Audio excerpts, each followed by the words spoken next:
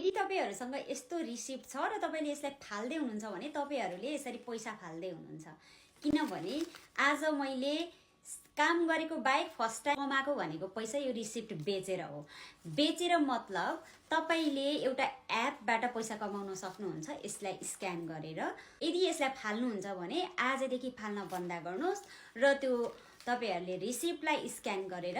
यसरी पैसा कमाउन सक्नुहुन्छ आइडिया म तपाईहरुलाई यहाँ बताउने छु एकचोटी ट्राई गर्नु होला सबैजनाले म हजुरहरुलाई सुरुबाट सिकाउनको लागि मैले साथीको मोबाइलबाट सिकाउँछु है पहिला यो डाउनलोड गरेम तपाईहरुले देख्न सक्नुहुन्छ यहाँ माथि 1 भन्ने छ यो 1 लाई खोल्ने यो चाहिँ नेट स्लो भएर हो 1 लाई खोलेर थोरै तल सारेपछि यस्तो आउँछ अनि यस्तो आइसकेपछि तपाईले जुनसुकै खोल्नु भए पनि हुन्छ यसको टाइम चाहिँ हुन्छ है बिहान खोल्ने कि दिउँसो खोल्ने कि कुन टाइममा खोल्ने भनेर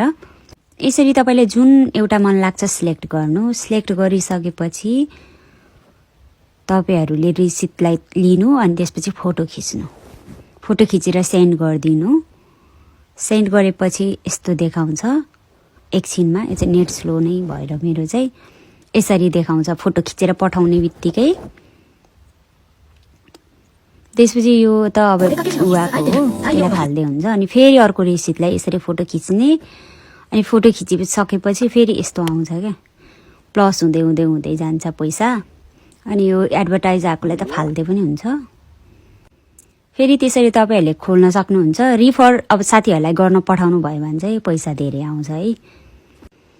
त्यही हुन्छ एकैचोटी भर्रै पैसा आउने हैन यो चाहिँ टाइम पनि लाग्छ गर्दै जानु होला सबै